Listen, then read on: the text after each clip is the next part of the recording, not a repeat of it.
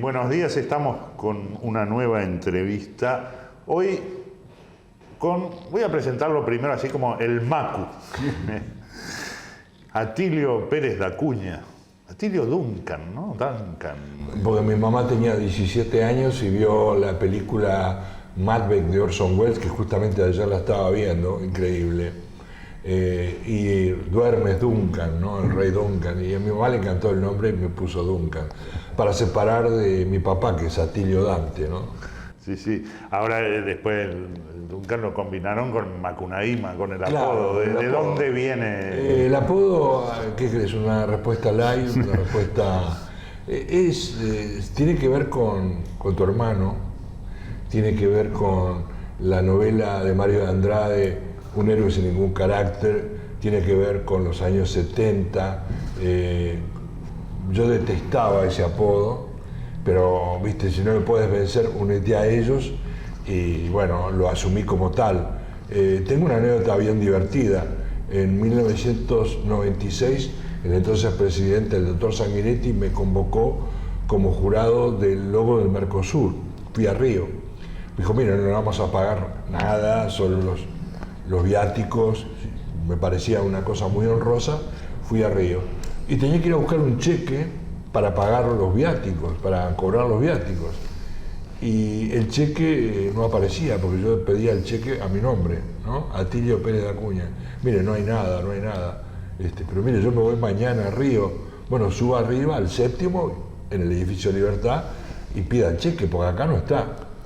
Cuando voy al séptimo, me dicen, no, el cheque está abajo. Vuelvo y el cheque estaba a nombre de Macunaíma. Lo cobré a nombre de Macunaíma. ¿Qué edad tenés ahora? A los 66. ¿Estás casado o tenés tu compañera como...? 39 años de casado. ¿3 hijos? 3 hijos. Natalia, que tiene la mayor, que tiene 35. Eliana, que tiene 30, que es pediatra, la del medio. Y Miguel Ernesto, que tiene 28 y es el más chico. Tú fuiste, hiciste el proceso educativo, escuela, liceo, y entraste a la Facultad de Humanidades, sí, Humanidades y Ciencias ese entonces, ¿no? Entré con mucha inmadurez. Generalmente es un tema que yo diría de diván, porque es parte de una etapa de mi vida muy crítica desde el punto de vista socioeconómico, un hogar con muchos hermanos, con mucha pobreza, con dificultades evidentes de relacionamiento social. Y yo entré a la Facultad de Humanidades como una opción temporal, porque mi voluntad era ingresar al IPA. No hubo ingresos en 1970, producto de la famosa gripe Rockefeller, que todo el mundo perdió el año, entonces no hubo ingresos. No hubo examen de ingreso. Así que me anoté en Humanidades, donde el primer día de ingreso a la facultad, alguien que ya no está con nosotros, Paloma Medina, me dijo, loco que anda suelto y no está en Facultad de Humanidades, o bien no está loco o no sabe que existe la facultad. ¿En qué licenciatura te habías sacado? Historia, en licenciatura de Historia. Era ya en Juan Lindolfo Cuestas, ¿no? El viejo edificio. Lindolfo Cuestas y Piedras. La facultad que cuando a veces yo le muestro a mis hijos, mirá, yo iba a esta facultad, no entienden nada porque es un edificio... Bueno, ya era ruinoso en nuestra época, ¿no? Sí, sí. ¿Y qué recuerdos tenés de esa época? Yo, más allá de lo que acabo de decir, de la inmadurez, de la dificultad de relacionamiento, yo conocí personas en Humanidades que recuerdo siempre y que son parte del muchacho que fui y del hombre que vino después. En primer lugar, no porque tú estés conmigo aquí, mi amigo, mi compañero, mi camarada, Raúl Feldman. Tengo que hablarte de Mercedes Espínola, de Roberto Pereira, no porque él esté por aquí, cerca.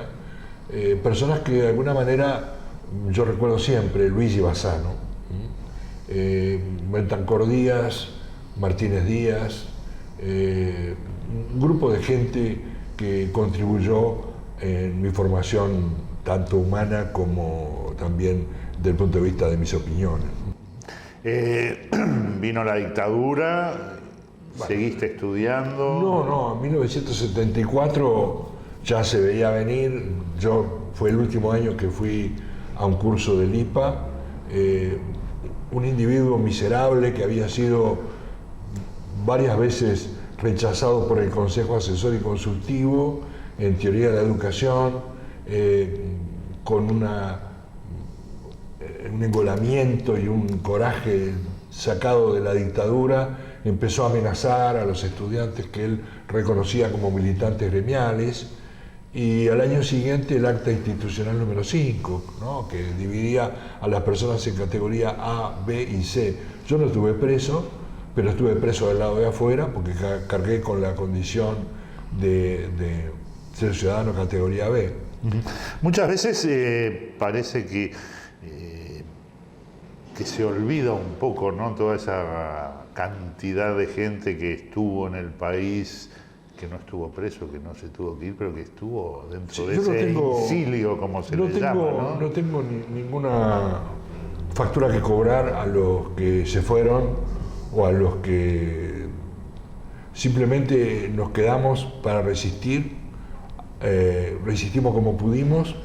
Curiosamente, en el año 75 nos presentamos a un concurso, mirá vos, en el Sodre, como locutores, con Jorge Galemire y Lorna, no me acuerdo su apellido, que era la mujer de Juan Graña, actor del Circular. Pasamos todas las fases previas, la condición de la voz, el leer en otra lengua, aunque no la supieras, en inglés, en francés, en alemán, por lo menos tener la pronunciación, ¿no?, la entonación. Y pasamos todas las fases hasta la última, que era absolutamente burocrática. Nos dicen, tienen que traer el certificado de fe democrática para hacer el contrato para trabajar. Eso hubiera sido una solución para mí desde el punto de vista laboral. Y no volvimos nunca, ni Lorna, ni el Gale, ni yo. Me acuerdo de ese concurso. Yo fui, pero ya me enteré que había que llevar el certificado antes y ya ni fui a las etapas siguientes. Creo que fue una conducta mágica de los tres, sí. Porque fíjate, 3 personas, una mujer y 2 hombres, para distintos sectores del Sodre, dimos el examen. Y cuando llegamos a esa instancia, nos dimos cuenta, es inútil, ¿no? Inútil seguir. Macu, poeta, periodista, hombre de radio, publicitario, docente, ¿sos todo, no sos nada? ¿Cómo te definís? Bueno, yo podría darte una frase bonita de Eduardo Galeano, estamos habitados por muchos. Sí, estoy habitado por muchos.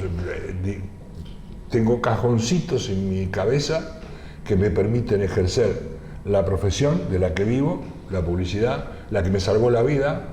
Yo le debo todo lo que soy a la publicidad. Se me cerraban todas las puertas por mi condición de militante de una organización proscripta, el Partido Comunista.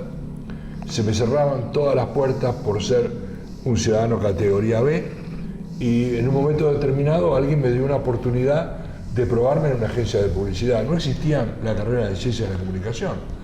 No existía una forma de incorporar nuevos cuadros a la profesión. Claro, la primera experiencia fue con un saldo negativo porque duré muy poco, a pesar de que aprendí mucho.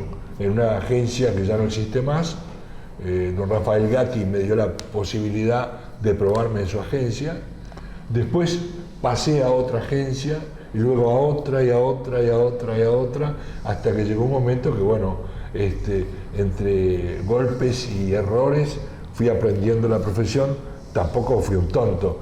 Todos los ámbitos profesionales de capacitación que pude obtener los hice y los obtuve, ¿no?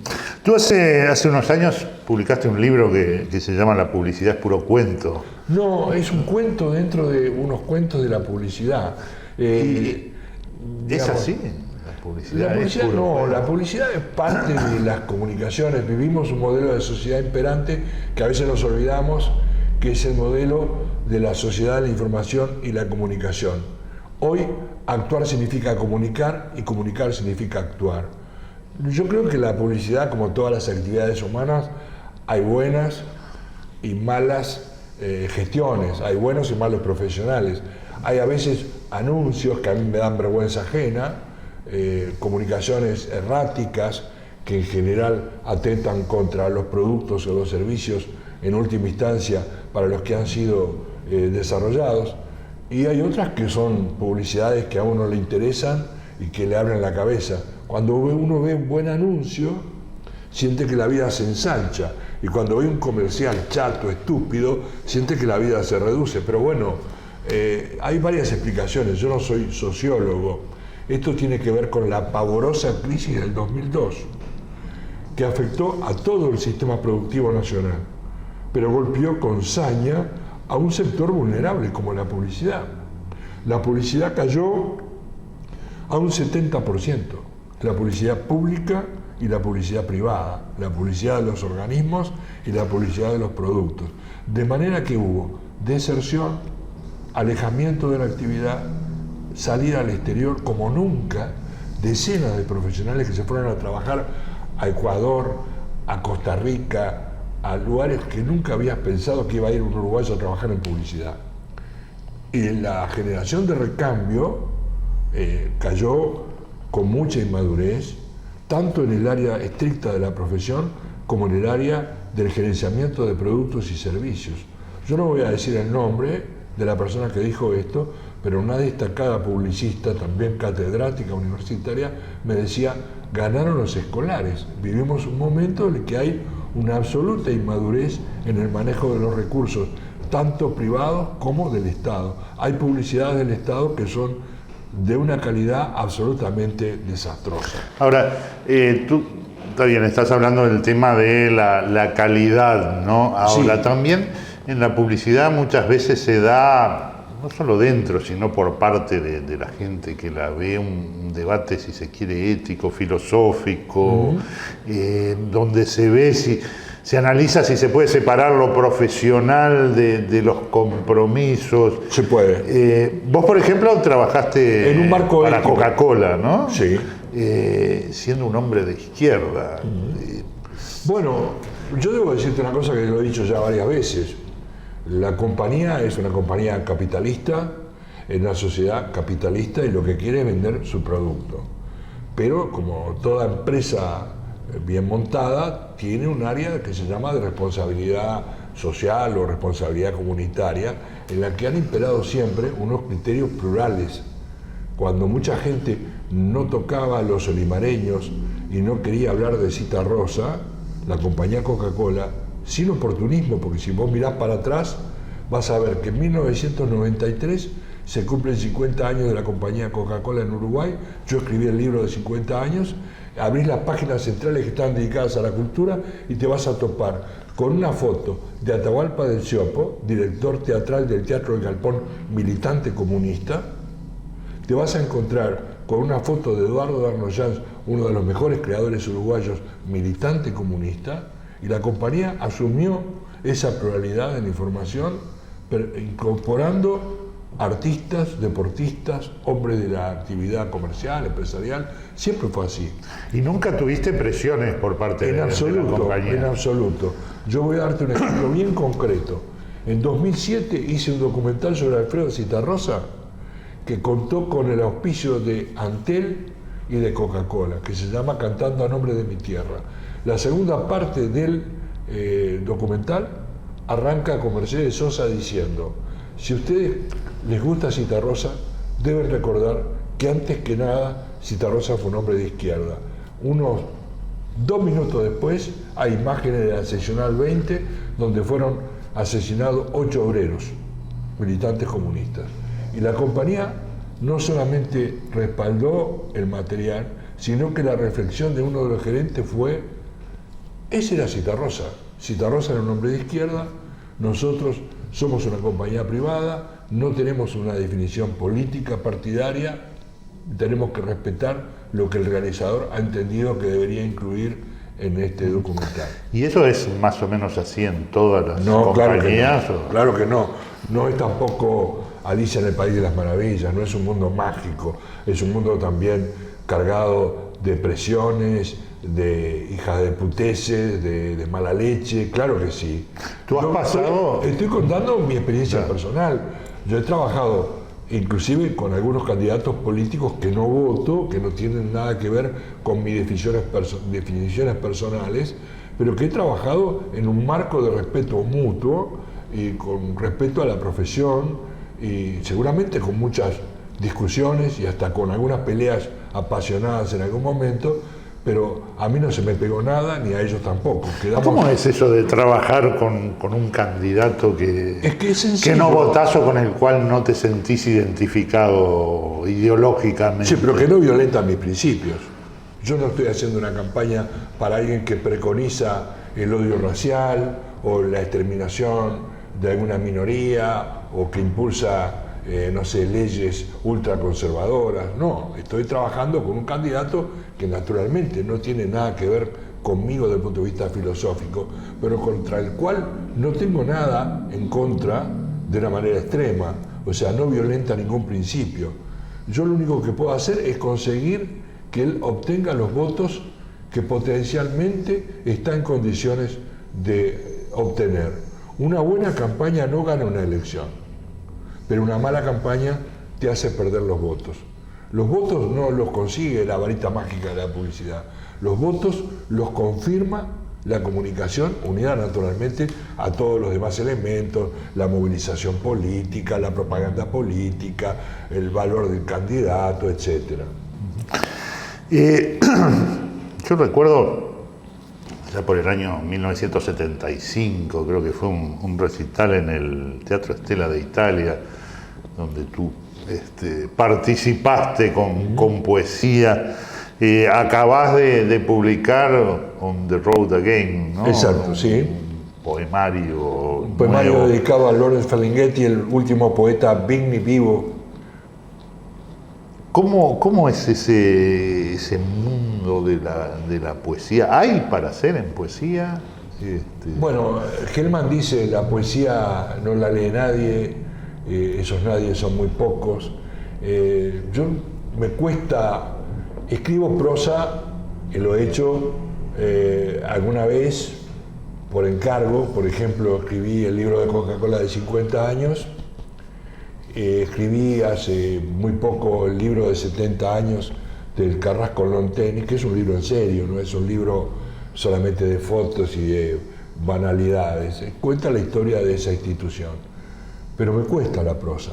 Me expreso mejor con la poesía, quizás porque mi formación tiene que ver, una formación absolutamente irregular y autodidacta desde el punto de vista literario. Yo empecé muy temprano a leer a poetas como Ernesto Cardenal, algunas traducciones de poetas como Lawrence Ferlinghetti, Jack Kerouac, Gregory Corso, y de alguna manera eso me fue direccionando hacia la poesía. Conviví con la música popular como letrista. De hecho, afortunadamente la vida me ha quitado algunas cosas, pero me ha dado otras, y me dio la posibilidad de trabajar con compositores uruguayos, argentinos, brasileños, escribir canciones, que es una cosa que me gusta mucho, de manera que es otro andarivel de mi vida. Es tan parte de mí como lo es la publicidad, o como lo es la docencia, o como lo es mi compromiso como ciudadano desde el punto de vista civil. Tenés un programa radial, ¿no? También, gracias a temas culturales. Gracias a Raúl Feldman, ¿no? Siempre lo digo, Cacho Feldman fue el gestor, el promotor de ese hombre de radio que soy, ¿no? Él me acercó a la 42 en el año 70, a la CX42 Radio Vanguardia, y después caminé con mis propios pies, pero nunca me olvidé de lo que Cacho me ayudó para que me volviera el tipo de radio que soy. A veces me ha tocado, estuve mucho tiempo en la Centenario, no la Centenario de ahora, la Centenario de antes. Estuve en la 30, en la época de Germán y después de Germán, y hace 12 años, parece mentira ya, 12 años, que estoy en Radiodifusión Nacional del Uruguay. ¿Y cómo fue? Porque hablamos de antes de la dictadura, hablamos ahora de después. ¿Cómo fue ese proceso en la dictadura que tú dijiste, bueno, que estuviste acá y el proceso creativo? ¿Hubo espacios para crear? Bueno, entre 1973 y 1976 la dictadura estaba muy ocupada en destruir los sindicatos, los partidos políticos, en reprimir, hasta que empezó a tomar conciencia de la importancia de la cultura. Tú eras miembro del Partido Comunista. Sí, la juventud, de la Juventud Comunista. Digamos, yo seguí viviendo y seguí haciendo cosas con otros compañeros, y empezó la actividad, como dice Daniel Biglietti, o decía Daniel, el silencio empezó a llenarse de ruidos y ruiditos. Empezamos a encontrar que había algunas instancias, las cooperativas de vivienda, los centros vecinales, algunos teatros, en los cuales podíamos juntar la poesía, la música, naturalmente de una manera sutil, para estar diciendo algunas cosas que queríamos decir y mantener encendida la llamita de la resistencia. Por eso nosotros nos definimos, cuando digo nosotros me refiero a poetas como Víctor Cuña, Elder Silva, Luis Pereira, Elvio Barilari, nos definimos como la generación de la resistencia, porque no hubo silencio, no nos callamos, seguimos haciendo, naturalmente con limitaciones, había que llevar los textos 10 días antes, estaba sujeto a que te prohibieran, a que un día te dijeran sí puede actuar, otro día no puede actuar, que ciertos textos fueran para atrás, a estar siempre con la sensación de estar bajo el peso de pensamientos rigurosamente vigilados todo el tiempo, salvo lugares muy puntuales como la Alianza Francesa, donde uno tenía un cierto clima de libertad porque el director de la Alianza era un hombre muy especial y había puesto un marco de defensa a todos los que se presentaban ahí. Pero fuera de ahí estabas libre de tu juego y podía pasar como pasó en el 79, que organizamos el Festival del Estadio Centenario. Nos dejaron organizar el festival, montamos el festival, trajimos invitados del exterior, vendimos las entradas y el mismo día del espectáculo, el coronel Balestrino, que era jefe de policía de Montevideo, prohibió el espectáculo. Habíamos tomado cuidado de que ninguna persona con el más ligero antecedente estuviera, digamos, expuesta al control policial. Todos los compañeros y compañeras que participaban no tenían antecedentes. Y el coronel Balestrino dijo ese día: los que no tienen antecedentes tienen como antecedente haber participado en este espectáculo.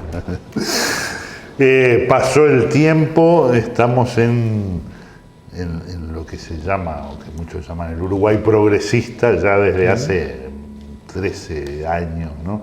¿Cómo evaluás, vos que votaste al Frente Amplio, ¿no? Sí. ¿Cómo evaluás el Uruguay de hoy y especialmente en los temas culturales, ¿no? Que es tu métier? En los temas, por ejemplo, la progresión en derechos, yo creo que el Uruguay progresista ha marcado una diferencia del contexto del Cono Sur y de América Latina, ¿no? Con avances muy notorios en términos de equidad, de género, derechos de los trabajadores rurales, los consejos de salarios que estaban detenidos. Desde el punto de vista cultural, absolutamente lamentable.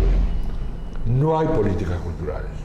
El Uruguay progresista Sos categórico en eso. no tiene políticas culturales. En 2009, el entonces presidente Mujica dijo: no podemos irnos del barrio, tenemos que estar aquí porque un país no se va, no se muda de zona. Y hablaba de los acuerdos comerciales, del Mercosur y tal. En 2005, en el primer gobierno de Tabaré Vázquez, todos éramos contestes de la situación que el gobierno heredaba de la administración anterior y nadie soñaba que el gobierno se distrajera de los grandes temas sociales, abatir la pobreza, el desempleo, conseguir oportunidades para la gente. Así que no pedíamos milagros, no pedíamos que ocupara la atención del gobierno el aspecto cultural. Con todo, un gran avance, la equidad digital, que es un mérito de ese primer gobierno, la aparición del Plan Ceibal, que muchos critican y tal, pero para mí es central, porque es la equidad digital. En 2009 no hubo políticas culturales como esperaban la mayoría de los actores de la cultura. Y de 2014 para acá tampoco.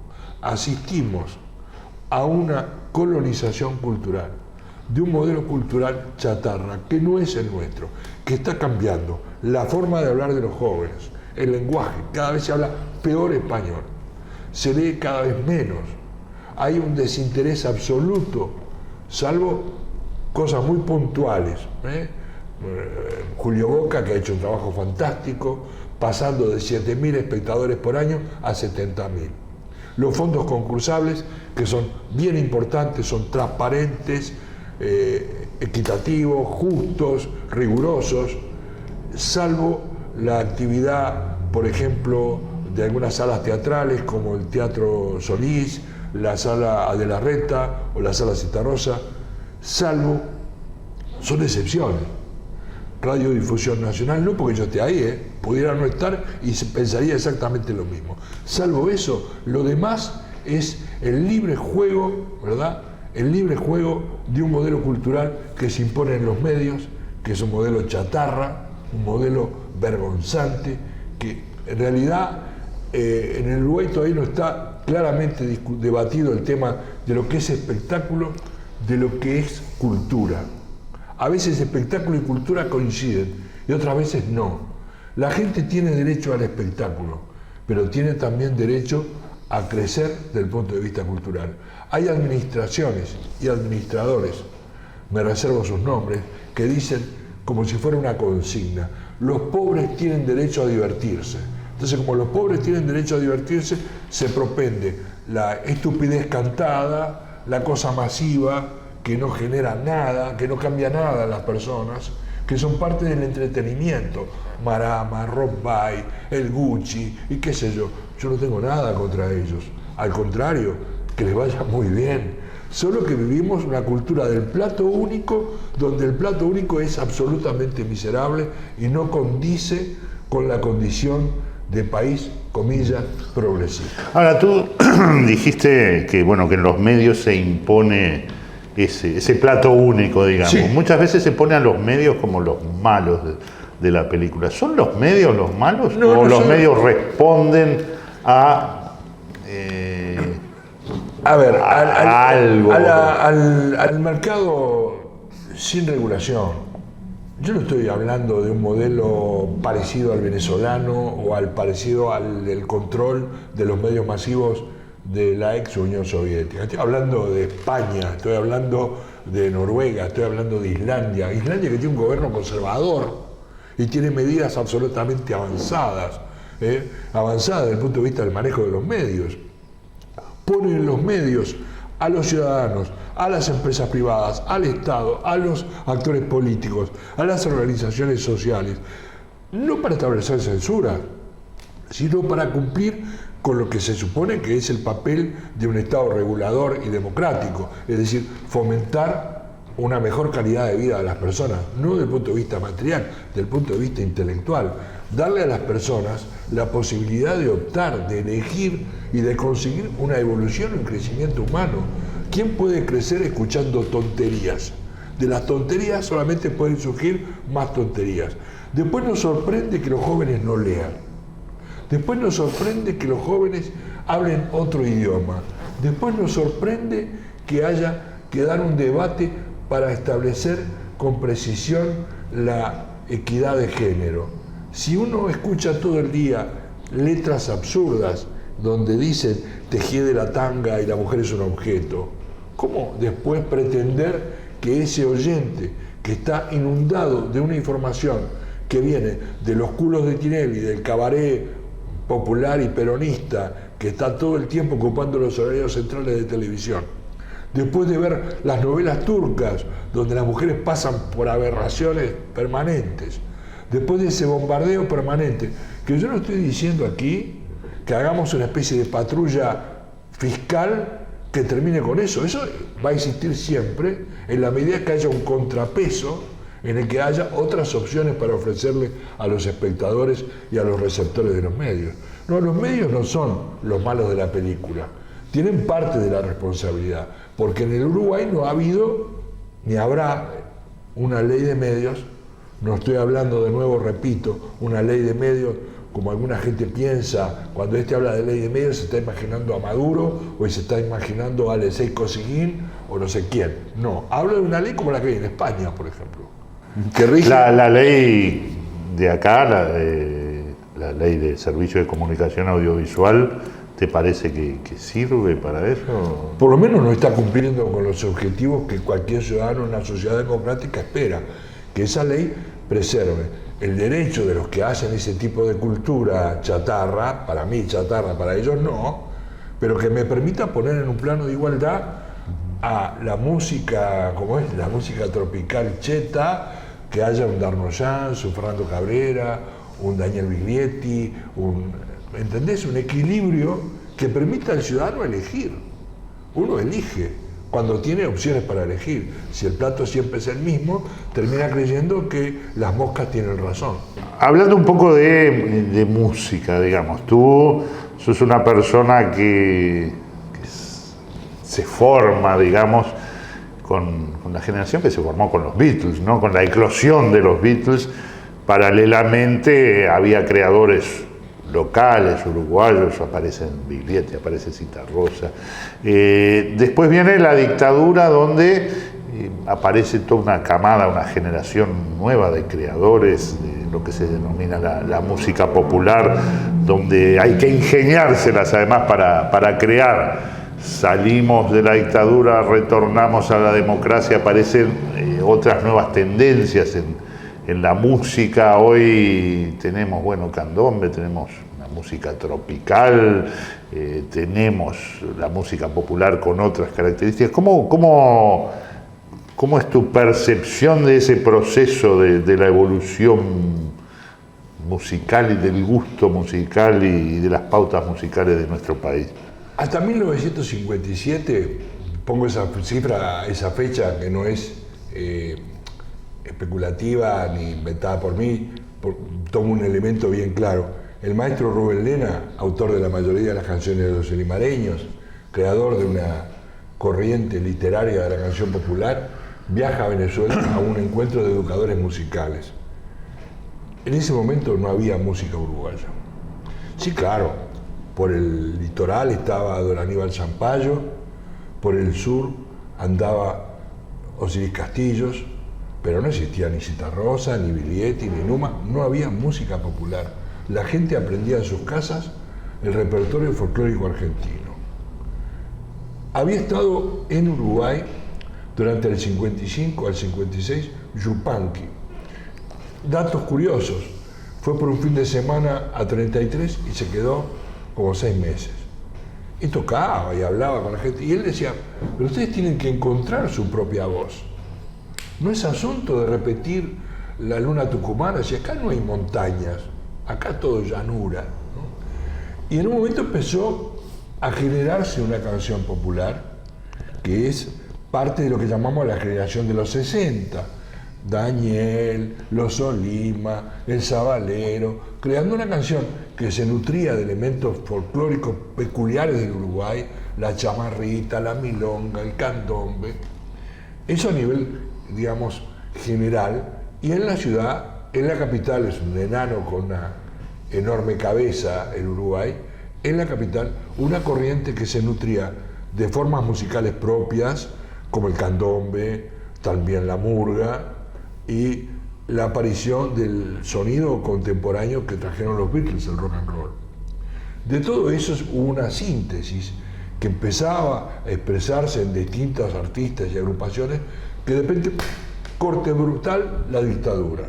La dictadura cortó muchas cosas, también el proceso natural de evolución de la música popular uruguaya, que, como digo, tenía muy pocos exponentes en los 50, empezó a evolucionar en los 60 y cuando está creciendo en los 70, la dictadura cercena ese proceso de evolución.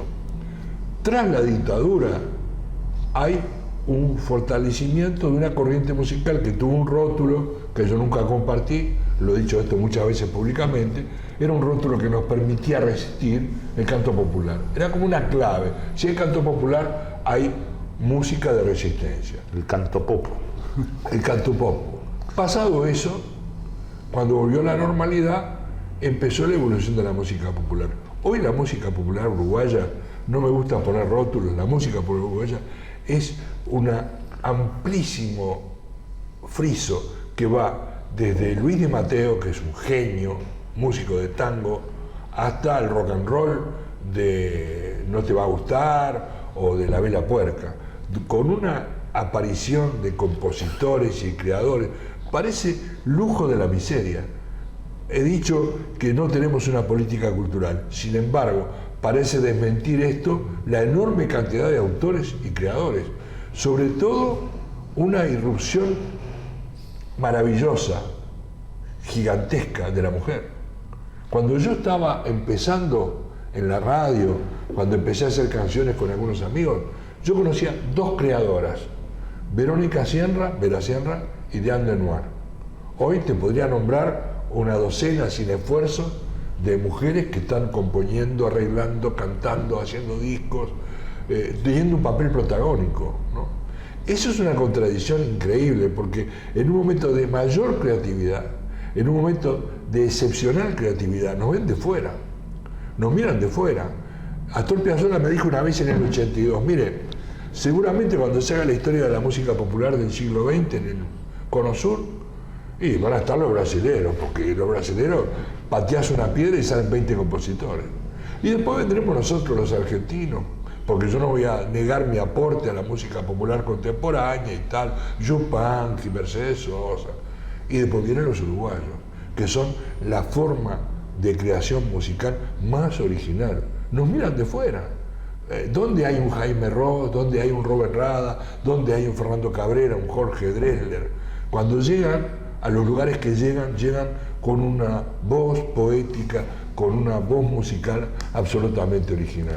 Bueno, ese es el momento que vive la música uruguaya, un momento de esplendor contradictorio con la falta de difusión, porque toda esa música maravillosa no está en los medios, no está en la radio. Tenés que buscarlo con lupa, a ver dónde encontrás alguna excepción al plato único de todos los días.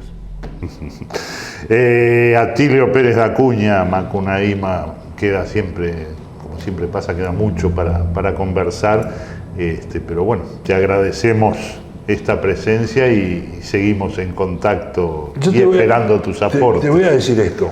Hace unos años entrevisté a Osvaldo Bayer. Osvaldo Bayer estaba escandalizado porque en un pueblito del interior de la Argentina iban a desvelizar una estatua de roca. Y él dice, ¿sabe que me estoy preparando porque voy a ir a ese pueblo con un cartel a repudiar al genocida? Y si no va nadie, don Osvaldo, y si no va nadie, voy solo. Yo repudio el modelo chatarra imperante que coloniza al Uruguay. Y si no va nadie conmigo, iré solo. Muchas gracias y estamos en contacto.